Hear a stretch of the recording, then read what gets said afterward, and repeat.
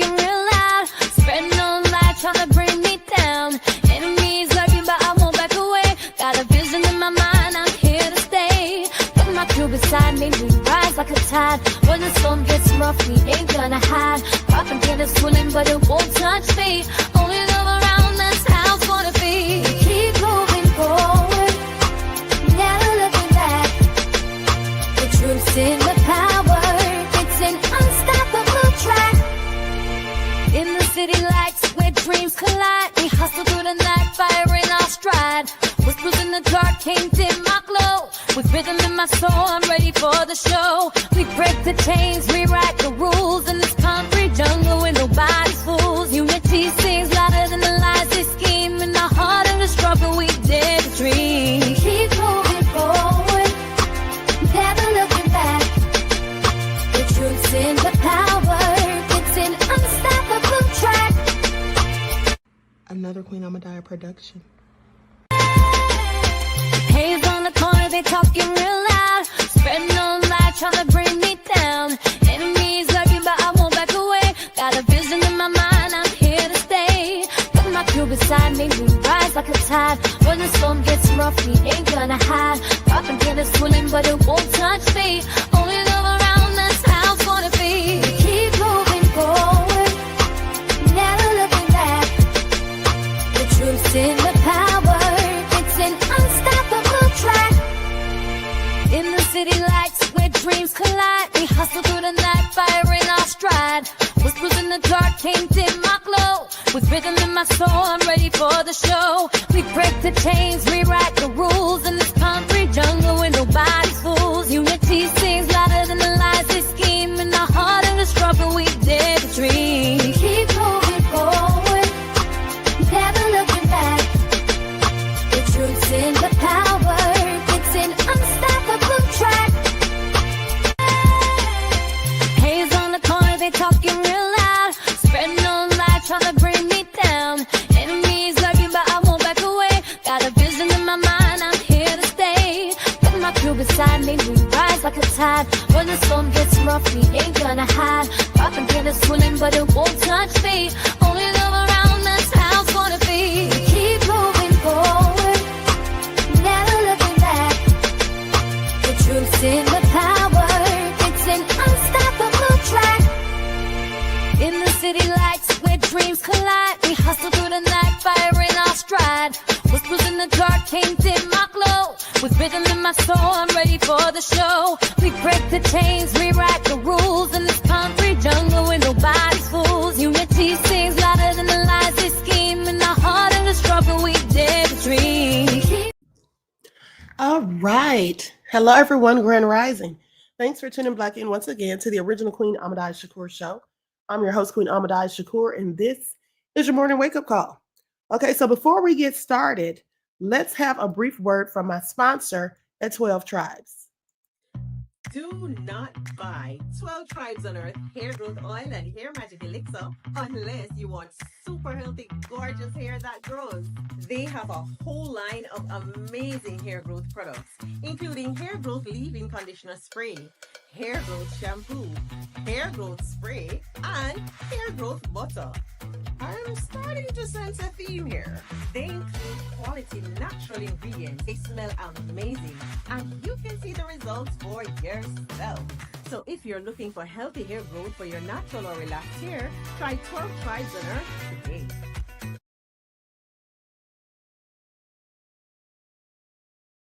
All right. So with that being said, don't forget you can purchase 12 Tribes hair oil at Etsy.com. Just look for Lisa Crafts.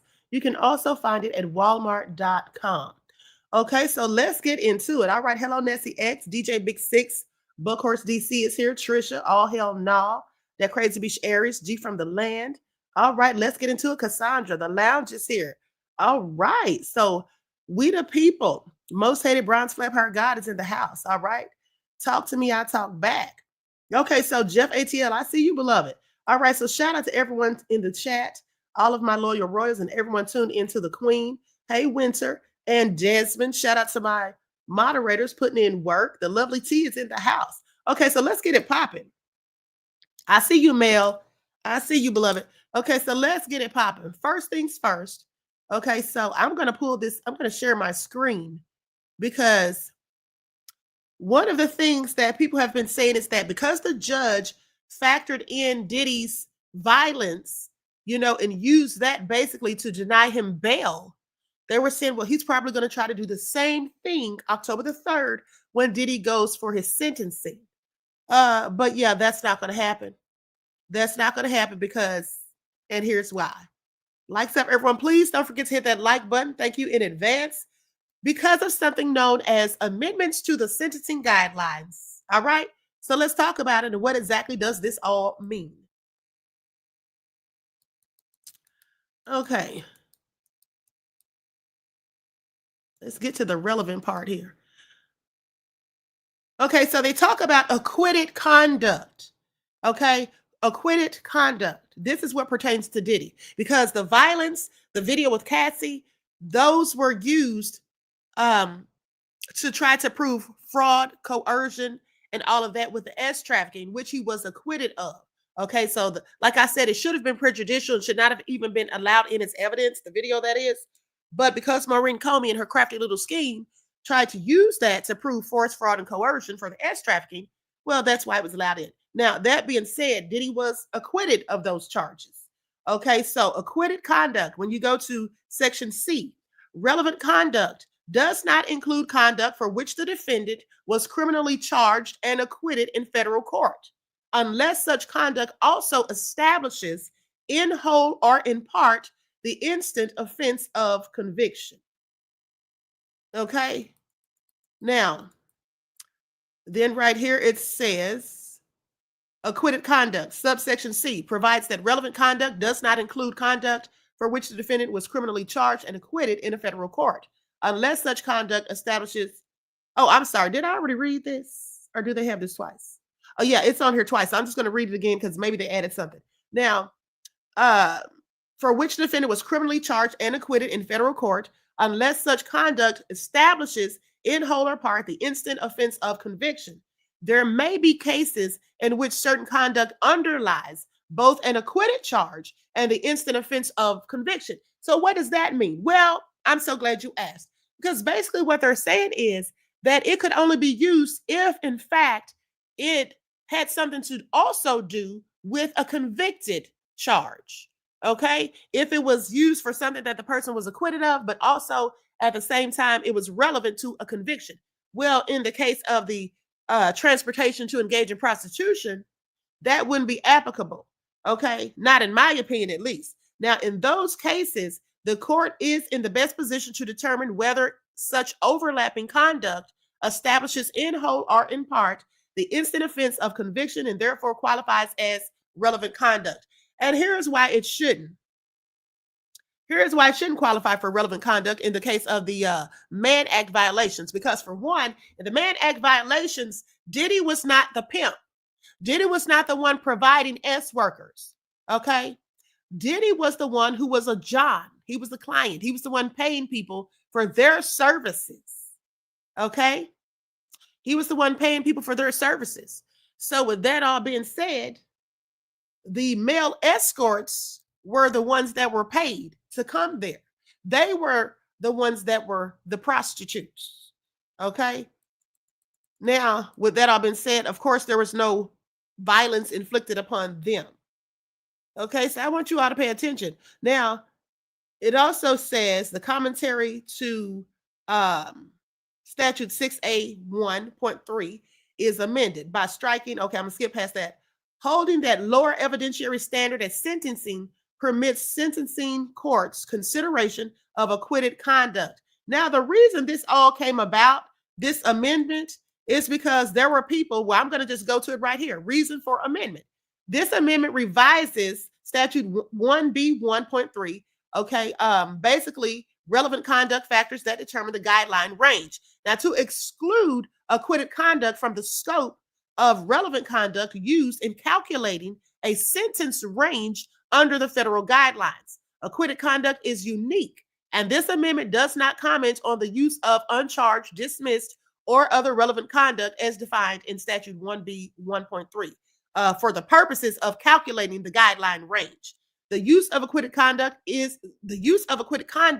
to increase a defendant's sentence has been a persistent concern for many within the criminal justice system and the subject of robust debate over the past several years. A number of jurists, including current and past Supreme Court justices, have urged reconsideration of acquitted conduct sentencing. Okay? So with that all being said, there was a big debate about this, and a lot of people were concerned when they were going up for sentencing that things that they actually got acquitted for might be used against them, which is exactly what the judge did when he denied Diddy bail. Okay? Because Maureen Comey stood up and said, oh, he's violent, and she brought up the video and all of that. But that really shouldn't have had anything to do with him getting bail or not, for the simple fact he wasn't convicted of that. Okay? He wasn't convicted of that. So please pay attention. So that should not be a factor when it comes to his sentencing. And the long and short of it is this. Amendment 826, that's what that is. Amendment 826 is part of the U.S. sentencing guidelines, specifically altering Statute 1B 1.3, relevant conduct. Now, here's the key impact of it all. Okay, it excludes the acquitted federal conduct from being used to calculate a defendant's sentencing guideline range.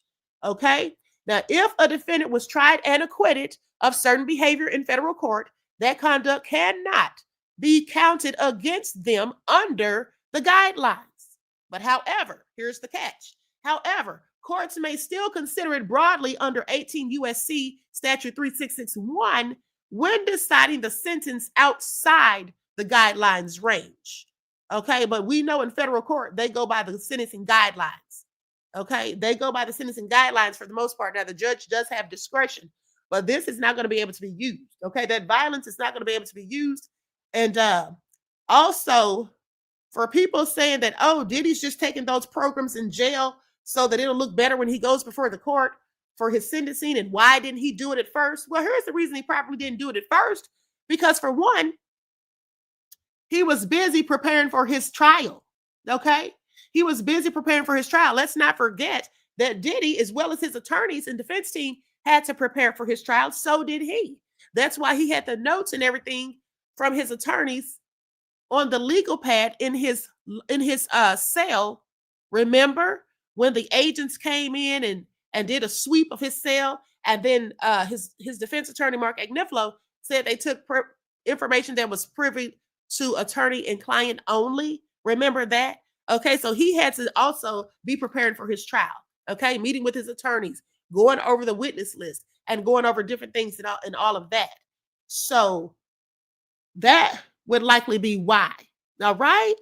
And usually when people sign up for these programs, it is usually after they've been convicted. Okay? So I just wanted to point that out. But now that we've gotten that out of the way, let's talk about something that I find also interesting. It is the fact that three Caucasian men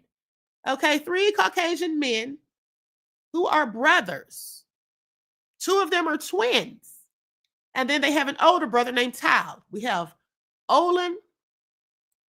Hold on, we're going to get into them. Let me pull this up. These men have been accused of crimes worse than Diddy's.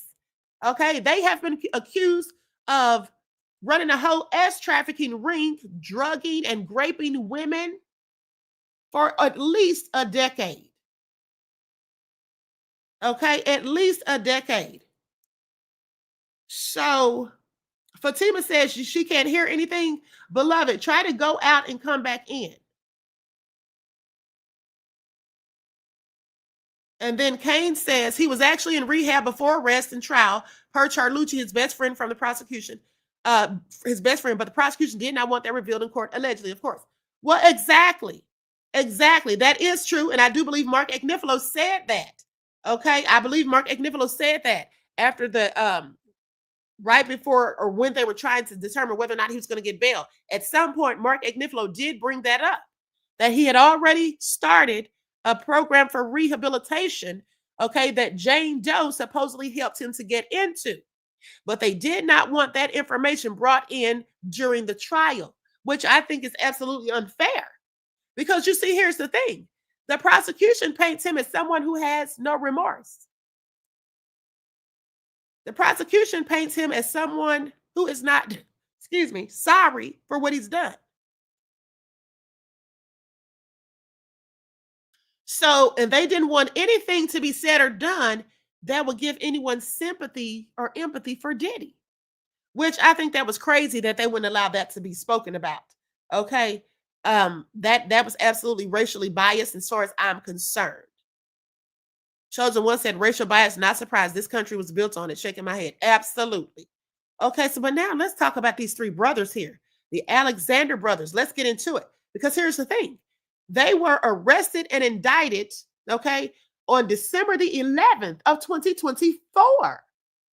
Now, how many of you have heard about these thugs? Tal, Oren, and Olan Alexander, three of them, were arrested by the FBI in Miami Beach and charged in New York with federal trafficking offenses, including conspiracy and trafficking by force, fraud, or coercion.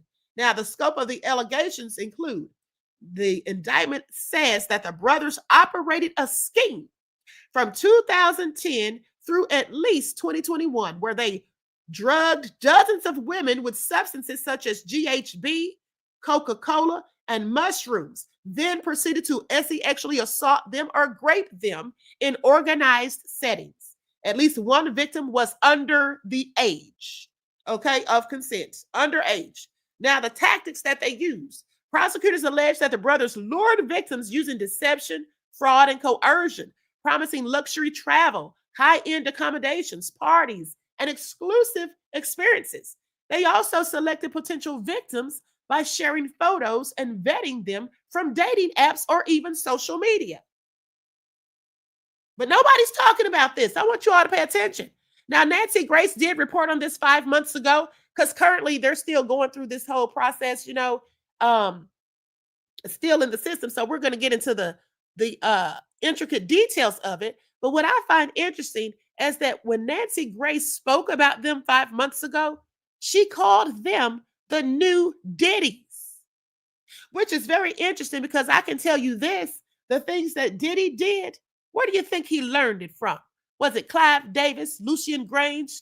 It was definitely from people who don't look like him. So how dare she sit up here and act like Diddy is the poster boy, like he's the blueprint for trafficking and nefariousness.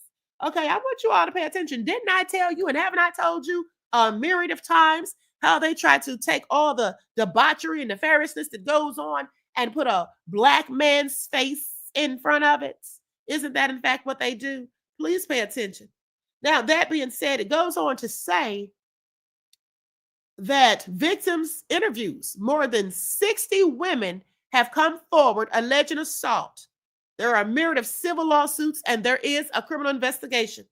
Physical evidence includes devices seized, including laptops, hard drives, iPads, an Apple Watch, and social media and iCloud data tied to the assaults. Victims described being restrained and assaulted even after verbalized non-consent, sometimes involving multiple men.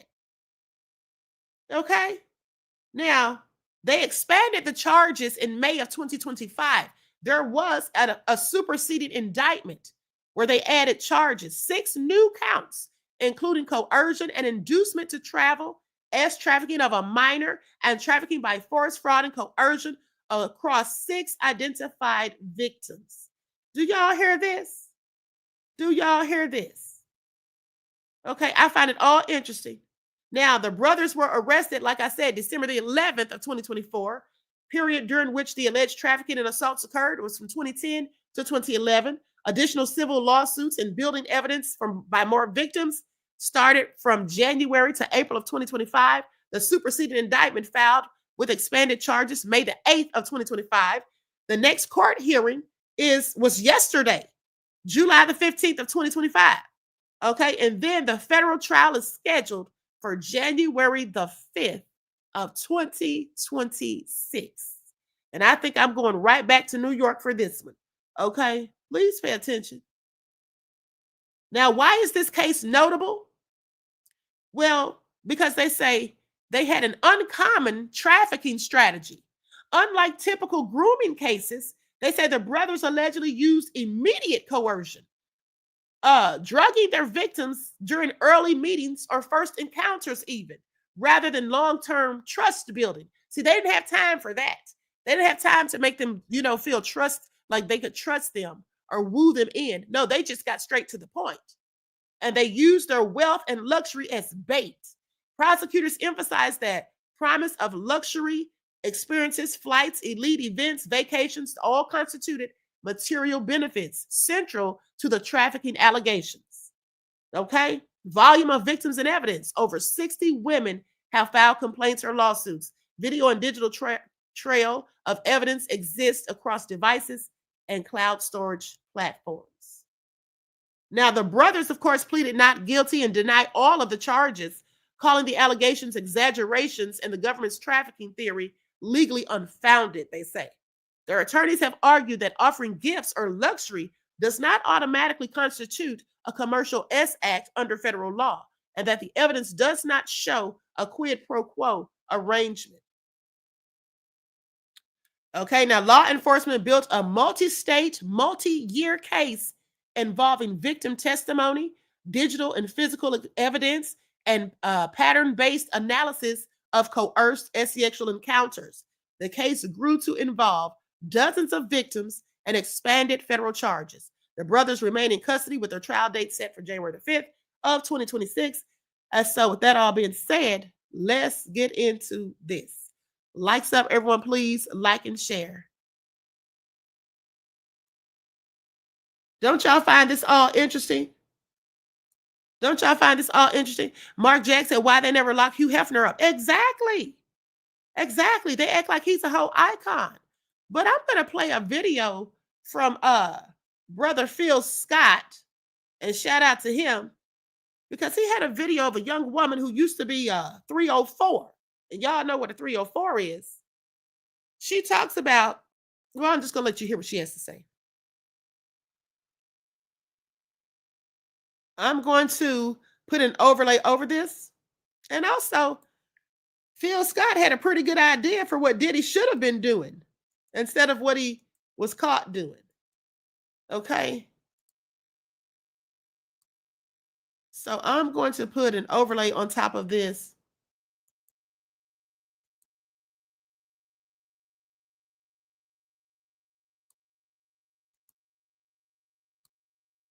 Is weighing in on the verdict with Diddy, because she had some experiences and she noticed a difference with Diddy versus a lot of the white people, white males in particular, that's in his same position. They was doing the exact same things that he was doing. Let's go ahead and check that out. Y'all acting like he did something new.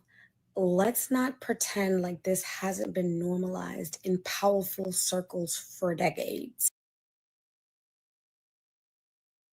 I'm going to remove the overlay just so you all can see her face for a second. Okay, that's her. She's a former 304. She talks about the white executives who were doing the same thing Diddy was doing, if not worse. I spent 10 years in that world. Escort, dancer, insider. I've seen white men do worse behind closed doors with zero consequences. But when a black man like Diddy hits that level of visibility and wealth, from Cosby to Diddy, the pattern is clear. The system just doesn't punish the act, it punishes who is doing it. Most of the charges were dropped, yet the shame of trial sticks harder than the conviction. So what's really happening here? Justice or something else? Let me know your thoughts below. Here's the thing. What I've learned more so about how white men move versus how some black men move, the problem with a lot of black men, Diddy included, is that you're too loud. You're too flashy. You show off too much. One thing about them, they're quiet. They don't show off. You don't know what they did and who they did it with. The people they mess with in those circles keep their mouth shut. They don't get involved with nothing. You don't know what they did. You don't hear a bunch of tapes out there or going around. You never hear about a white guy having a particular party. And not say they don't, but they know how to keep it so silent, and so means how they do it, they keep it so quiet. Unless you're really in those circles, you don't know what's going on. So yes, they are doing worse. We all know they're doing worse than Diddy, but Diddy was too loud. Everybody knew about the Diddy party. Everybody knew. Everybody, and when you have so many people that know, they get into this stuff, people talking, and then you have people that run off of their mouth. Yes, a lot of it was quiet for a minute, but Diddy, in my opinion, he should have made sure Cassie was good, and she wouldn't have said nothing, because if he probably thinking, man, I should have went on ahead and paid her that money, and none of this stuff, I wouldn't be in court right now. If I just paid her the money before everything had came out. The fact is, what Diddy was doing with Cassie, I'm gonna say that much. Now, if Diddy was smart, which he clearly wasn't smart, Diddy would have started an adult entertainment company, right? And he would have been producing adult movies. And then all the mess that they accused him of, flying people out, whatever, he was like, hey, I'm filming movies. Hey, I'm putting it out here on all the adult websites.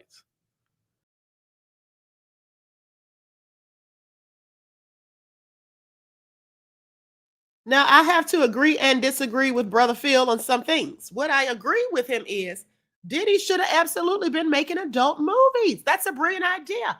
That's what Diddy should have been doing. Only if he thought of it, he should have been making movies, okay, to sell. All right.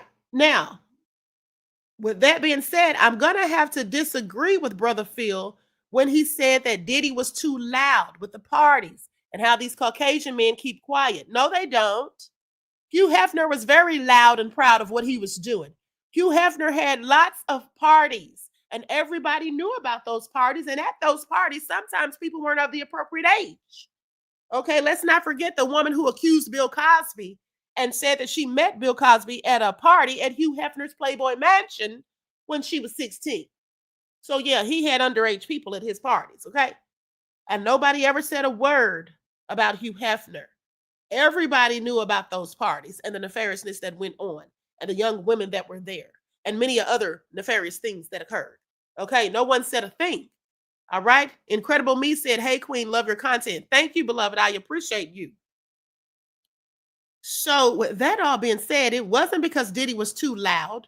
It was because Diddy went against the establishment. Okay, it is because Diddy went against Diageo. That's all that was. Had Diddy never done that, Diddy would not have had any of these problems.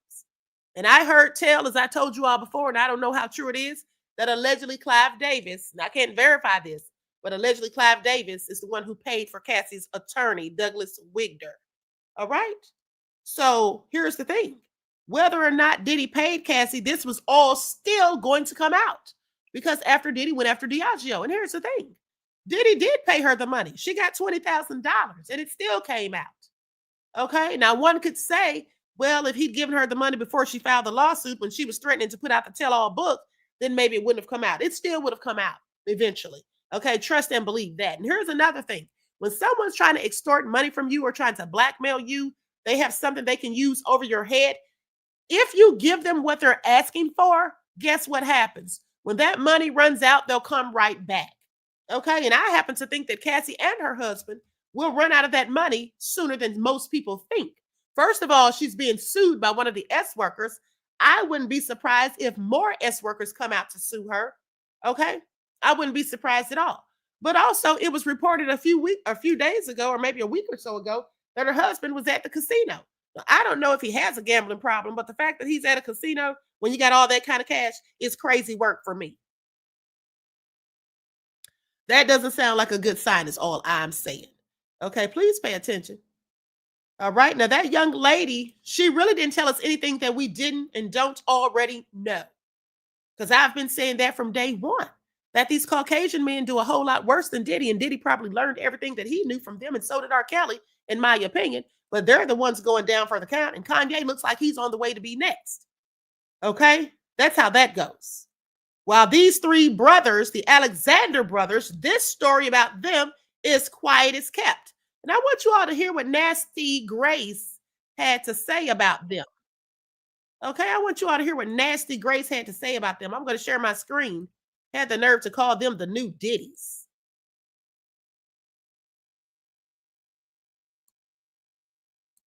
with her ugly self. This is one ugly ass Karen. I'm sorry. It is so true. Sorry, not sorry, actually. She looks like Beelzebub himself. Please pay attention. Tonight, the so-called new Diddy. Yes, two wealthy Florida real estate brothers' trophies are just revealed. Good evening. I'm Nancy Grace. This is Crime Stories. Thank you for being with us. A trio of brothers, luxury real estate agents to the super rich, indicted on federal sex trafficking and battery charges. Claims go back more than a decade. Okay, so y'all hear that? Calling them the new Diddies. And there's not two of them, there's actually three. Okay, I just wanted you all to hear that witch say what she said, as if Diddy's the one that taught them what they know. Okay, these men were worse than Diddy. Absolutely worse than Diddy. Evision, thank you for your contribution to the channel, beloved. I appreciate you. Peace, love, and blessings. So let's get into it, because I actually have their superseding indictment. And we're going to read through some of it. And then also, I have an interview of one of the witnesses. Likes up, everyone, please. Like and share. Thank you in advance. Okay, first, let's look over this indictment.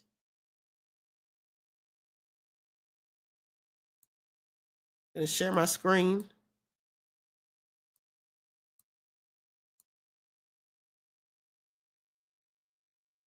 Yeah, but everybody wants to go in so hard in the paint on Diddy and act like Diddy's such a monster, even after he was acquitted. Okay, even after he was acquitted.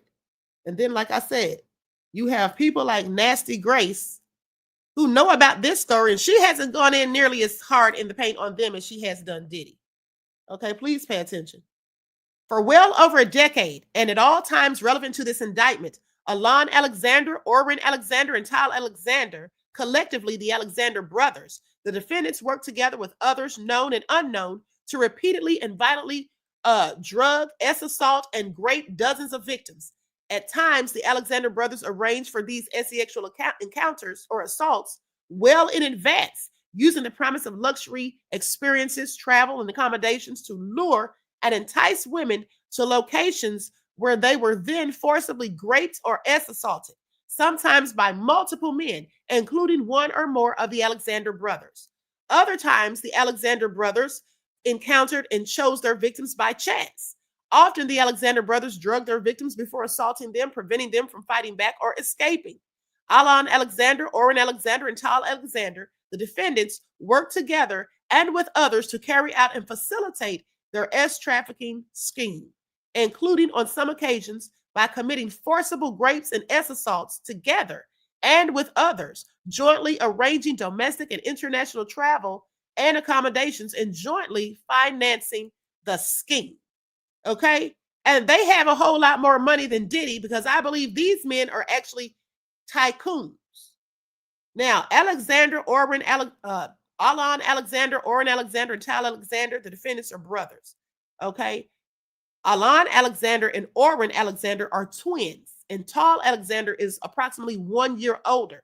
At all times relevant to this indictment, Orrin Alexander and Tal Alexander were real estate agents who focus on ultra luxury markets in New York City, Miami, Florida, and other locations. Now, why isn't fake Nancy Drew so mad about this?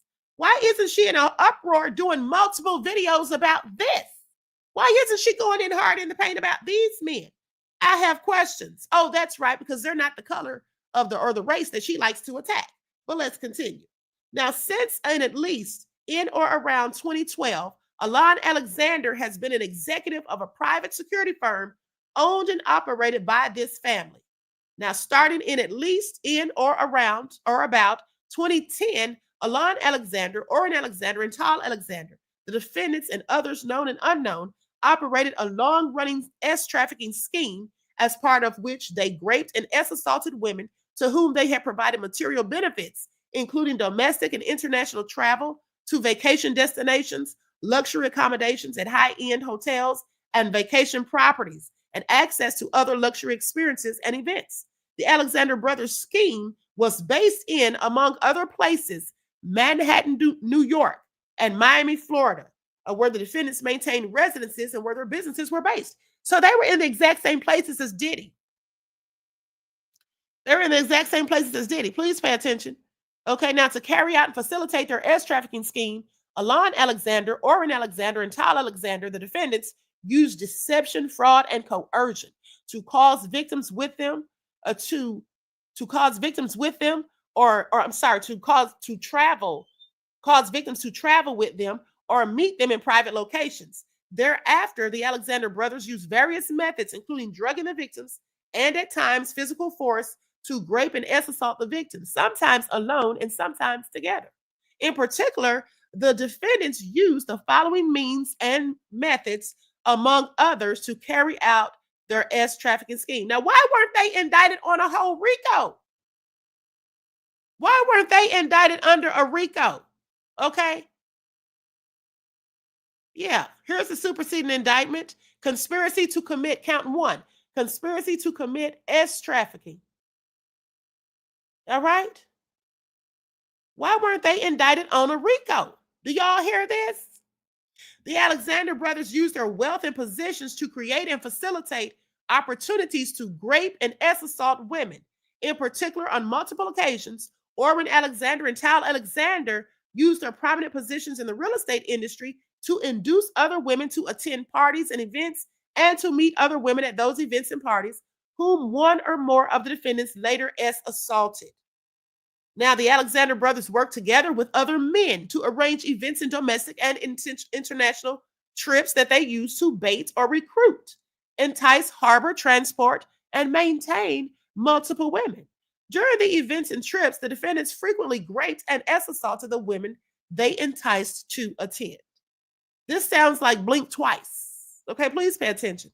Now, at times, the Alexander brothers used social connections or the guise of starting a relationship to lure and entice women to meet with one or more of them at a public place or group events, or to travel to meet one or more of the defendants.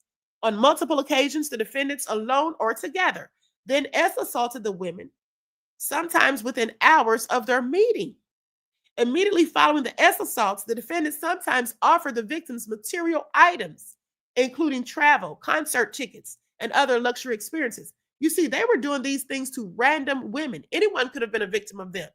Okay, these were not women they were actually in relationships with. As with Diddy, Diddy had relationships with these women. Okay, and only 2 victims, Jane Doe and Cassie. These men have a myriad of victims. Now, some trips and events were organized by the Alexander brothers well in advance and involved domestic and international travel.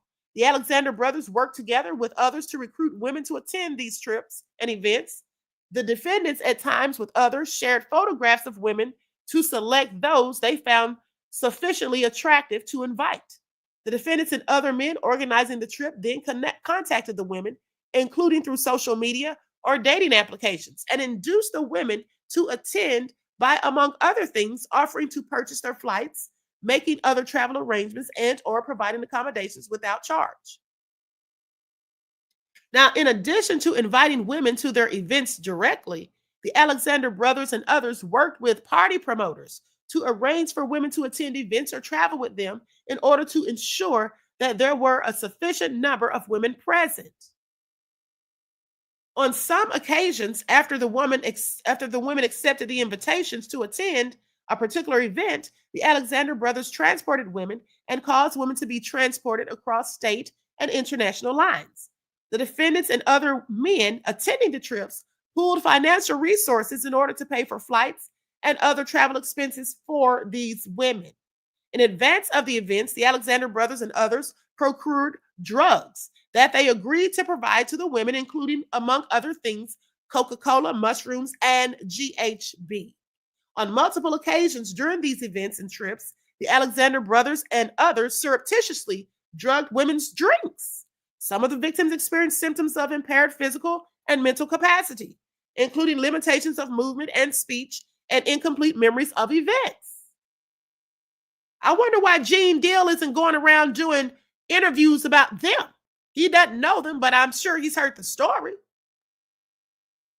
Now, the Alexander brothers, sometimes acting alone, sometimes with each other, and sometimes with other men, forcibly raped or assaulted their victims. At times, the defendants physically restrained and held down their victims during the rapes and assaults and ignored their screams and explicit requests to stop. The agreement between Alon Alexander, Orrin Alexander, and Tal Alexander, the defendants, encompassed numerous other acts of sexual violence in addition to sexual assaults during planned trips and events. On numerous occasions, the Alexander brothers drugged and raped or assaulted women they encountered by chance, including women that they met at bars and nightclubs, social events, and on dating applications. The Alexander brothers similarly carried out these rapes and assaults by, among other things, drugging and incapacitating victims, taking victims to isolated locations, physically restraining victims while raping and assaulting them alone, together, and even with other men, and ignoring victims' explicit demands to stop. Statutory allegations. From at least in or about 2010 up to and including at least in or about 2021 in the Southern District of New York and elsewhere, in and affecting interstate commerce, Alon Alexander, Orrin Alexander, and Tal Alexander, the defendants, and others known and unknown, knowingly did combine, conspire, confederate, and agree to recruit, entice, harbor, transport, provide, obtain, and advertise, maintain, patronize, and solicit by any means persons and to benefit financially and by receiving anything of value from participation in a venture which has engaged in any such act, knowing and in reckless disregard of the fact that means of force, threats of force, fraud, and coercion, as described in Title 18 United States Code, Section 159 or 1591E and 2, and any combination of such means would be used to cause the persons to engage in commercial acts in violation of Title 18 United States Code Section 1591A and 1 and B and 1, to which Alon Alexander, Orrin Alexander, and Tal Alexander, and others, known and unknown, agreed to recruit, entice, harbor, transport, provide, obtain, advertise, maintain, patronize, and solicit women, including but not limited to victim 1 and victim 2, as alleged in counts 2 and 3, respectively, knowing and in reckless disregard of the fact that force, threats of force, fraud, and coercion would be used to cause the women, including but not to limit victim 1 and victim 2, to engage in commercial acts. In or about July of 2011, in the Southern District of New York and elsewhere, Tal Alexander, the defendant, knowingly in and affecting interstate and foreign commerce, did recruit, entice, harbor, transport, provide, obtain, and maintain by any means a person, and did benefit financially and by receiving anything of value from participation in a venture which has engaged in any such act, knowing and in reckless disregard of the fact that means of force, threats of force, fraud, and coercion, as described in Title 18 United States Code Section 1591E and 2, and any combination of such means would be used to cause the person to engage in commercial sex acts, to wit, Tal Alexander recruited, enticed, harbored. They go through the whole spiel again, okay? So with that all being said, these men are definitely worse than Diddy. Now, in or about September 2016, in the Southern District of New York and elsewhere, Alon Alexander, Orrin Alexander, and Tal Alexander, the defendants, knowingly in and affecting interstate and foreign commerce, did recruit, entice, harbor, transport, provide, obtain, advertise, maintain, patronize, and solicit by any means a person, and did benefit financially and by receiving anything of value from participation in a venture which has engaged in any such act, knowing and in reckless disregard of the fact that means of force, threats of force, fraud, and coercion. Okay, y'all see this? Okay. So this is all very interesting. And who brought these charges against them besides the former United States Attorney, Damian Williams, the same man who brought the charges against Diddy? Okay. Now I want y'all to pay attention, because at the end of the day, Why hasn't anybody said anything about this? Why hasn't anybody come out and said anything about these brothers who are clearly nefarious? Now let's talk about, hold on, let me pull this up.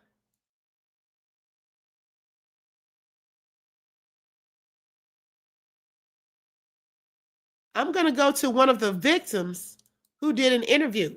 Well, actually, I'm going to go to an accomplice, a man who was said to have been their accomplice, who has now been cleared of any wrongdoing. I'm going to show this video. Likes up, everyone, please like and share. Thank you in advance. Here we go.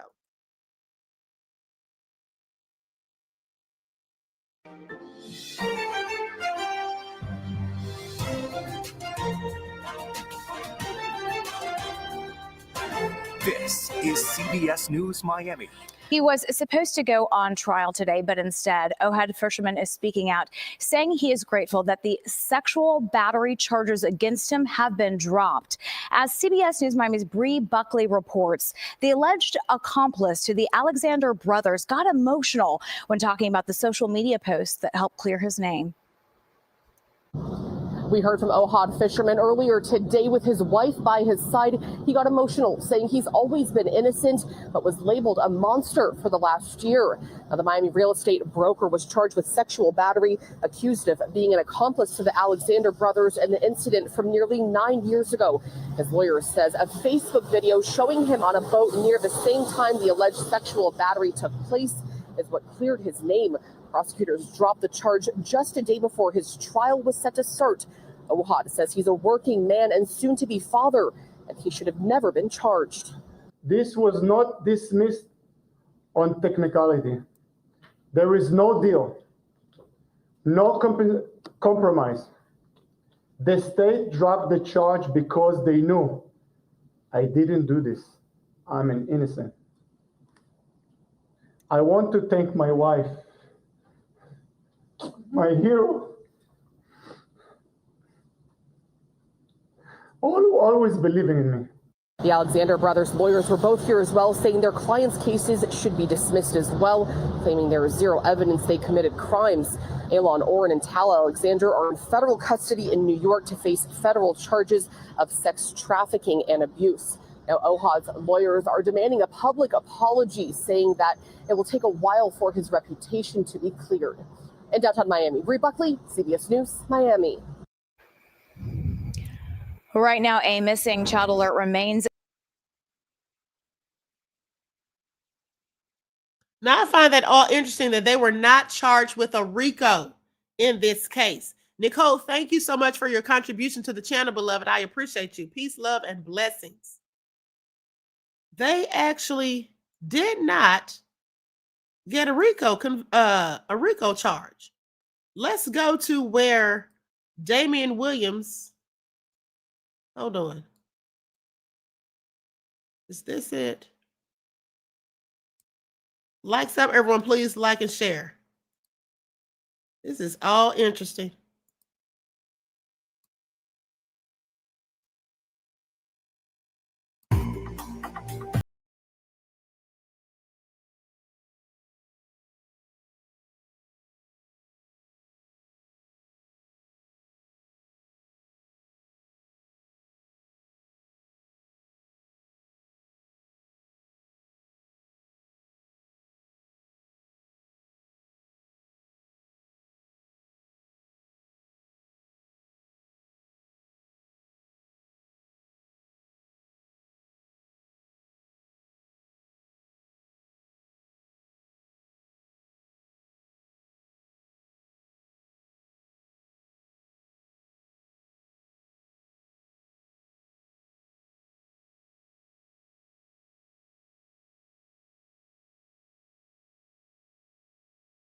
Like us.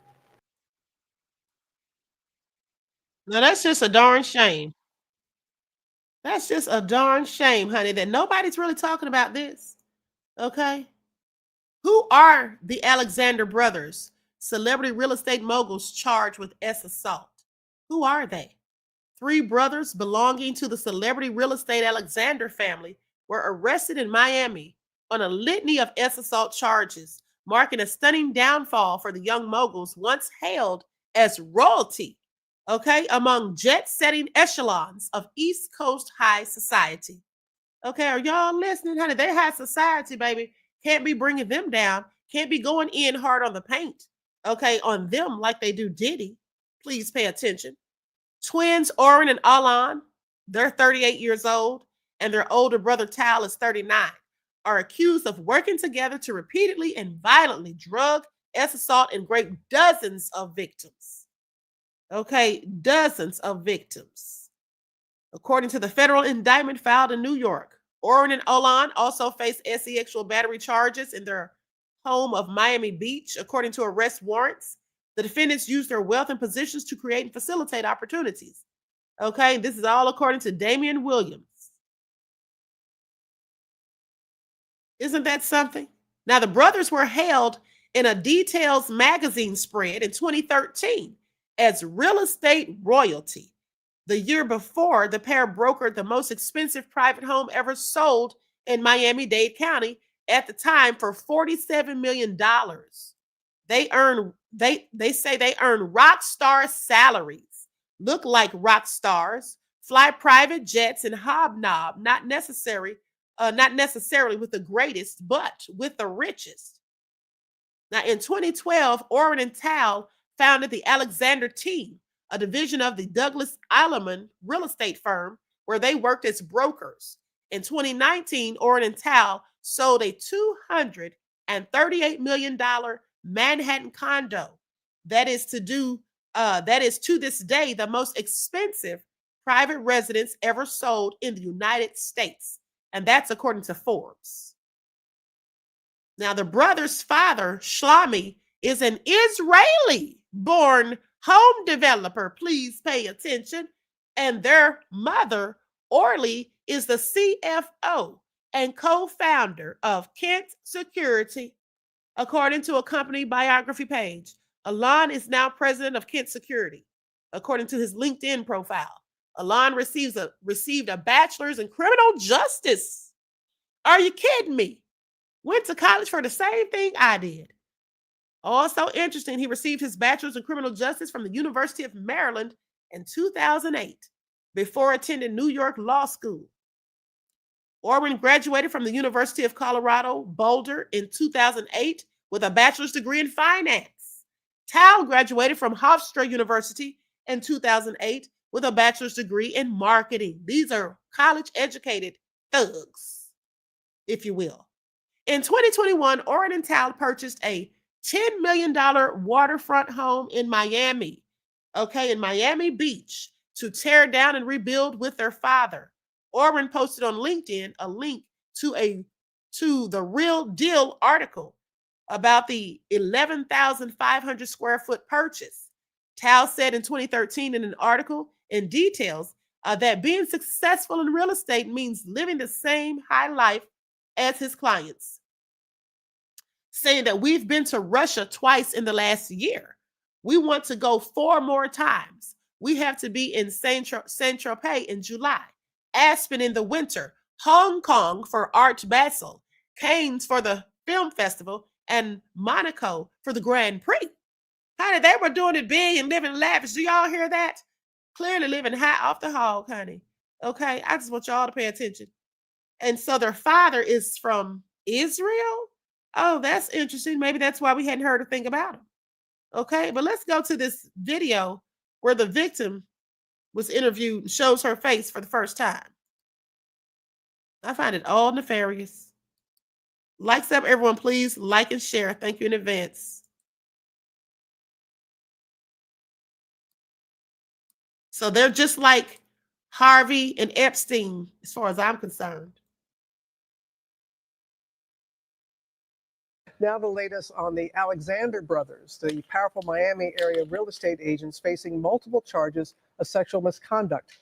Nightline co-anchor Juju Chang joins us now with her exclusive interview with a woman who claims she was sexually assaulted by one of the brothers. Good morning, Juju. Good morning, Robin. Well, Maria Suska says she is one of the more than 60 women accusers, though she's not involved in any of the 24 civil lawsuits or those criminal charges you mentioned, all of which the Alexander brothers deny. She's never shown her face on camera for an interview before until now. This morning, Maria Suska is stepping out of the shadows after telling Miami Beach police that she was raped by powerhouse real estate agent Orrin Alexander. The Alexander brothers were the faces of a realty empire with their own luxury firm, Official Partners. It might start with the real estate, but it's ultimately the relationship. Orrin and Tal Alexander and a third brother, Alon, are all currently behind bars, facing federal charges in New York of conspiracy and forced sex trafficking involving multiple women. They each have pleaded not guilty. Suska is not part of that case. As a Florida resident, the statute of limitations expired. When you saw that he was arrested, what went through your mind? I was shocked at first because I said, I remember him. This is the guy. This is my attacker. All this time I thought I'm the only one that this happened to. According to the Miami Beach police report, first filed last December and obtained by ABC News, Suska agreed to a date with Orrin in late April or early May of 2014 after he friended her on Facebook. They began chatting on Facebook Messenger, shown in these screenshots, and he invited her to a restaurant. Suska told authorities when they arrived for dinner, she saw about 10 people seated around a large table. The vibe was very like awkward. The people were not talking to each other. The women didn't know each other? No, they didn't know each other. According to her account to police, after dinner, Orrin invited her to a party at the Versace mansion. When she arrived with him, the mansion was closed for the private party with around 30 attendees. Security took their cell phones. Suska says Orrin later offered to show her the view upstairs in the mansion's watchtower. And it's very, very dark. It's only like a couple of windows, no furniture. And that's when he attacks me. Suska telling authorities in her recorded statement he began kissing her against her will and ultimately raped her. What did you say to him to try to get him to stop? First, I told him to calm down. He didn't. He started to strip my top off. I said stop, and I started angrily yelling louder. The more I said stop, the more he got violent with me. He's a 6-foot guy with very heavy set, very strong. What happened when it was over? Like, he got himself together. He gave me a smirk and he said, oh, that was good. He got up and he left. Miami Beach police documenting that Suska did not report having sustained any injuries during the incident. Orrin's attorneys vehemently deny Suska's allegations. She would have had to pick her phone up from security. She would have had to walk outside onto Ocean Drive, where there are roving police officers, and these allegations were not reported to them. Our system is built on testing allegations, and we fully intend to test these in a court of law. A month after the alleged incident, Suska sought out a therapist who told ABC News that she received treatment for post-sexual assault trauma. I'm not suing for money. I just want my voice heard.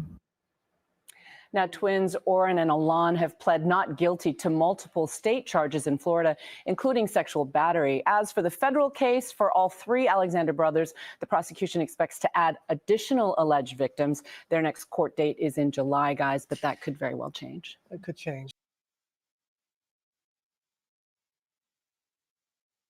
Okay, so you all heard that. Nicole, thank you so much for gifting memberships to the channel, beloved. You all shout Nicole out. She just gifted 5 memberships to the channel. Okay, I appreciate you, beloved. Now, with that all being said, Rambo Scramble, I believe it is, said that Diddy's still in jail because he got found guilty of some things. Well, here's the thing. In the history of the Mann Act, I don't recall a time, and I've done the research, where people have not been given a bail, okay, because they were convicted of the Mann Act. All right? I can't find a case. And in some of these cases, it was people that were not of age that these things were done to. And they still got a bail. So for the judge to basically tried to use Mark Agnifalo's words against him when he admitted that his client Diddy was violent is just obtuse to me. Okay, the judge was just playing into the hands of the prosecution. Okay, that's what that was. Hold on, beloveds.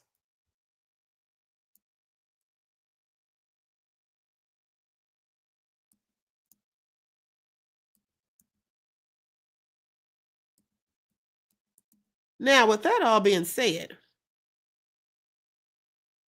I wonder what happened at that hearing they had yesterday. Let me see if I can find it.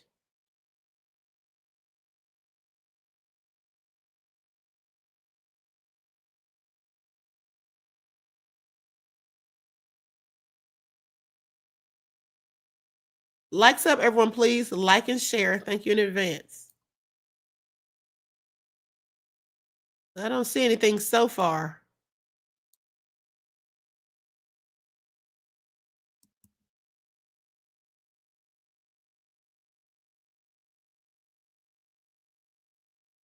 Hold on. Give me just a second.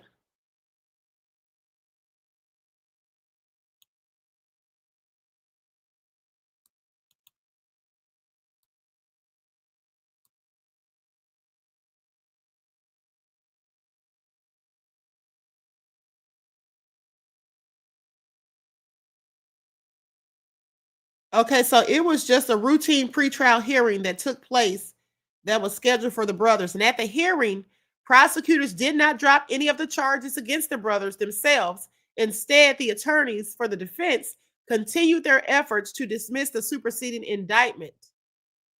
Okay, arguing it contains unfounded allegations of trafficking, coercion, and drugging.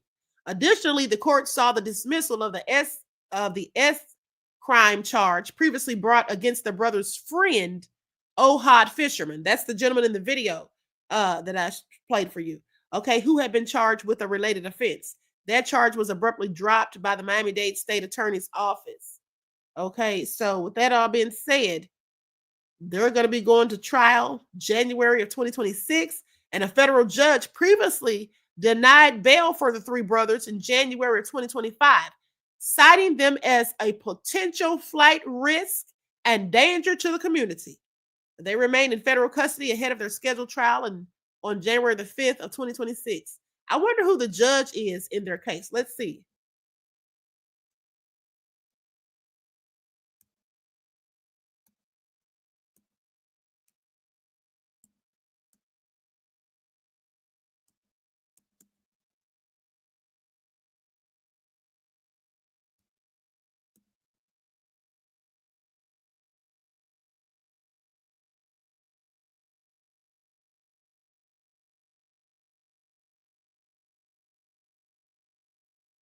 Okay, the judge presiding over the federal S trafficking case against the Alexander brothers, Tal, Oren, and Alan, is U.S. Judge Valerie E. Caprani of the Southern District of New York. She denied their bail request, citing concerns that they pose a danger to the community and are a flight risk.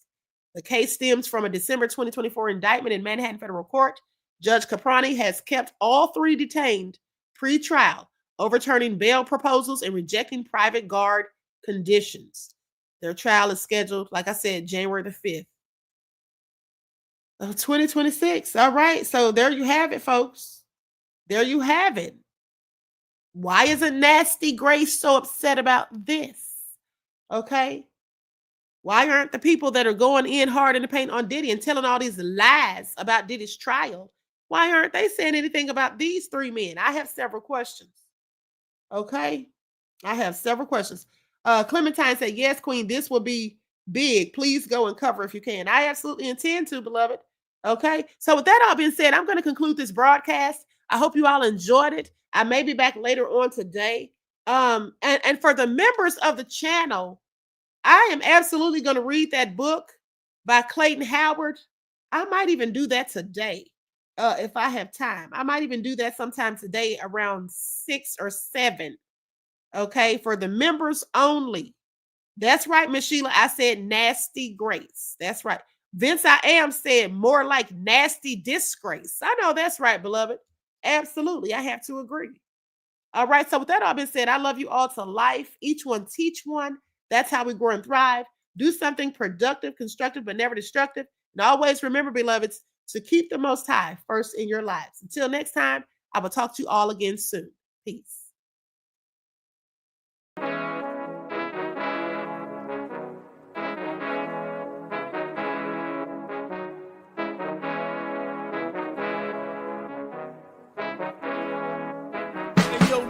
Hit him with that flavor. Gold all in my skin, God all in my blood, kings all in my circle. You touch one of mine and you're done. They show no love for the queen. Why you hating on me? Is it cause I'm free and I got Malcolm X in my jeans? I got dreams like King Luther, shed blood like Kunta. You ain't helping my people, I ain't got nothing to say to ya. I want all the smoke like hookah. Talking reparations, America won't be great until they give us compensation. I'm like, I'm the hottest right now. See a bunch of lames out here trying to jock on my style. They be doing too much. I'm the queen, it's too easy. It's like they all at Popeyes, how they be talking so greasy. I just sit back and laugh while these haters get madder. So nefarious how they don't want my pockets with cheddar. I tell them they can do better. These snakes in the grass can leave a bite on your ass, cause y'all be trusting too fast. I got my foot on the gas, other one on they necks. Dropping receipts on haters, you better show some respect. I'm never facing regrets, we only facing the threats. Running through every challenge like a relay, break no sweat. It's a cold game, so I got that blanket with me. Now that my people awaken, ain't no going to sleep. I do not play by my piece, this time I'm playing for keeps. You talking slick, but when I see you like them ends, we gon' meet. And I got gold all in my skin, God all in my blood, kings all in my circle. You touch one of mine and you done. They show no love for the queen. Why they hating on me? Is it cause I'm free and I got Malcolm X in my jeans and I got gold all in my skin, God all in my blood, kings all in my circle. You touch one of mine and you done. They show no love for the queen. Why they hating on me? Is it cause I'm free and I got Malcolm X in my jeans and I got